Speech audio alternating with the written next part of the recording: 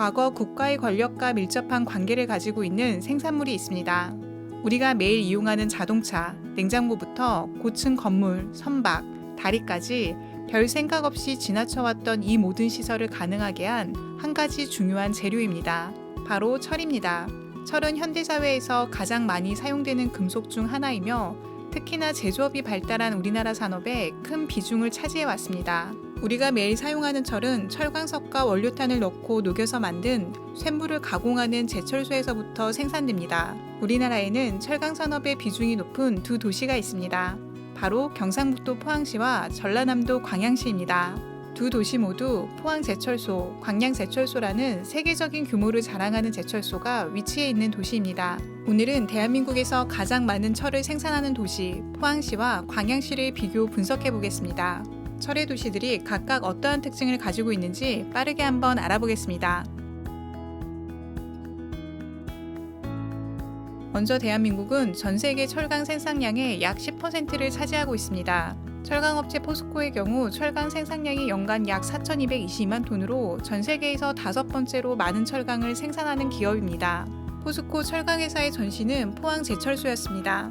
1968년 4월 1일 대한민국에 건설된 첫 번째 제철소로 정부의 주도에 의해 탄생되었습니다. 경제 개발을 위한 기초산업 중 철강 산업은 필수적인 산업으로 인식해 포항시에 건설되었고 제철소 4기가 완성될 때까지 13년이 걸렸습니다. 1985년에는 광양시의 제2제철소 건설을 시작으로 1987년 1기 준공식을 거쳐 1992년 4기 공사가 완료되었습니다. 광양제철소는 대지면적 630만 평으로 세계 최대 규모의 제철소이며 대한민국 생산 공장 중 단일 부지로는 가장 면적이 넓습니다. 여의도 면적의 7배이며 서울시 성동구의 면적보다 넓습니다. 광양제철소의 공사가 완료됨으로써 포스코는 두 도시에서 연간 조강 생산 능력 2,080만 톤을 달성하게 되었습니다. 이제부터 본격적으로 철의 도시들에 대해 알아보겠습니다. 먼저 간단한 특징에 대해 알아보겠습니다. 대한민국에서 철의 도시하면 가장 먼저 떠오르는 도시는 포항시입니다. 포항시는 경상북도 최대 도시로 경상북도 시군 중 일반구가 설치된 유일한 지역입니다. 제철소가 건설되기 전 포항시는 현재와 같은 산업도시의 이미지가 아닌 수자원이 풍부한 어항으로서 이미지가 강한 도시였습니다. 과거부터 경상북도에서 어획량이 가장 많았으며 전국에서도 손꼽히는 항구 도시였습니다. 광양시는 전라남도와 경상남도의 경계에 위치한 도시입니다. 광양시는 순천시, 여수시, 목포시에 이은 전라남도 제4의 도시입니다. 광양제철소 건설 이전에는 김, 소금을 생산하는 어촌 지역이었지만 광양제철소 착공 이후 대한민국을 대표하는 산업도시가 되었습니다. 두 도시의 인구는 포항시가 압도적으로 많습니다. 포항시의 인구는 49만 5천 명입니다. 경상북도에서는 가장 인구가 많은 도시입니다. 하지만 포항시는 1995년 포항시와 영일군이 통합한 이래로 약 27년간 50만 인구를 유지하다가 2022년 6월 50만 인구가 붕괴되었습니다. 최근 5년간 전국 도시 중 특광역시를 제외하고 인구 감소가 10번째로 큰 도시이며 현재도 인구가 지속적으로 유출되고 있습니다. 특히 청년층과 여성들이 일자리를 찾아 포항시를 떠나고 있습니다. 광양시의 인구는 15만 2천여 명입니다. 전라남도에서 순천시, 여수시, 목포시 다음으로 인구가 많으며 최근 5년간 인구 감소폭은 전라남도에서 가장 적은 도시입니다. 2010년 중반 15만 명을 넘긴 이후 인구의 증가는 정체되어 있지만 동강양 일대의 택지 개발 이후 인구가 다시 증가할 것으로 기대하고 있습니다.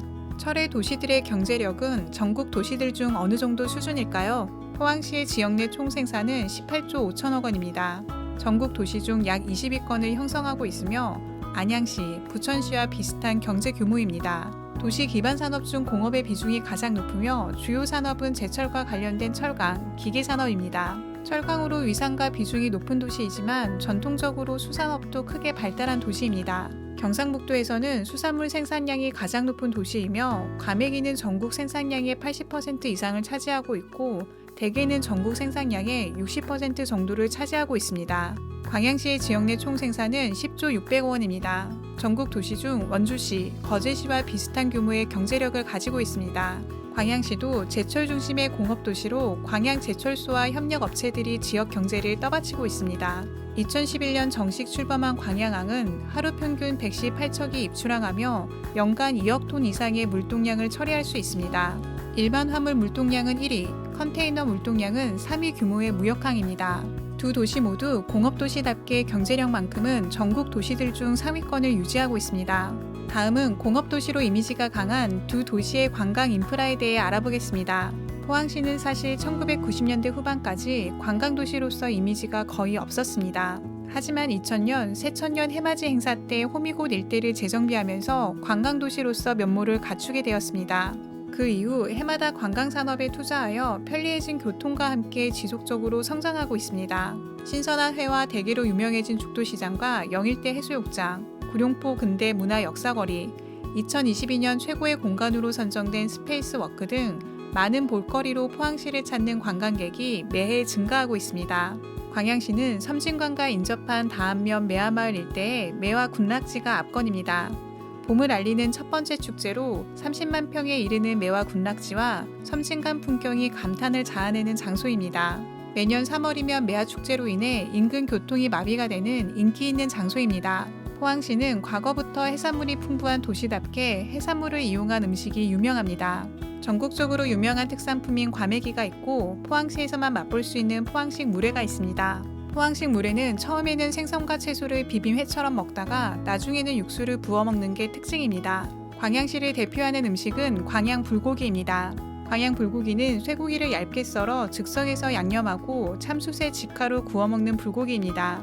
간이 세지 않고 부드러우며 담백한 맛이 일품입니다. 마지막으로 두 도시들의 미래에 대해 알아보겠습니다. 포항시는 2차 전지, 국가첨단전략산업특화단지의 최적지로 평가되고 있습니다. 국내 최고 수준의 차별화된 2차 전지 산업 생태계와 인프라를 구축하고 있습니다. 포항시는 현재 15만 톤 양극재를 생산할 수 있는 도시로 지속적인 생산시설 확대를 통해 세계 시장의 16.5%에 해당하는 100만 톤을 생산하는 능력을 갖출 것으로 전망하고 있습니다. 대규모 기업 유치도 성공하면서 지역경제 활성화와 신규 일자리 창출로 이어져 2027년까지 1만여 명 이상의 직접 고용이 이루어질 것으로 예상하고 있습니다. 광양시에도 2차 전지와 관련된 산업의 투자가 이어지고 있습니다. 포스코가 10년간 4.4조 원의 투자를 결정하였습니다. 이는 전남 지역 역사상 가장 큰 규모의 투자입니다. 광양만 율촌 산업단지에는 리튬 생산 공장이 현재 건설되고 있으며 이 공장은 연간 4만 3천 톤의 리튬을 생산할 예정입니다. 전기차 100만 대를 생산할 수 있는 규모입니다.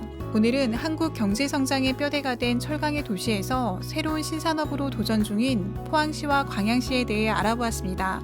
공업도시의 강한 이미지 때문에 투박하고 낯선 도시로 느껴지지만 좀 더 깊이 있게 살펴보면 소박한 어촌도시로 정감 가는 이미지를 느낄 수 있는 도시였습니다. 인구 감소가 심각한 지방도시의 새로운 신산업의 성공으로 다시 한번 대한민국 중심도시로 거듭나길 바랍니다. 이상 도시의 과거, 현재, 미래를 이야기하는 도시연구소였습니다.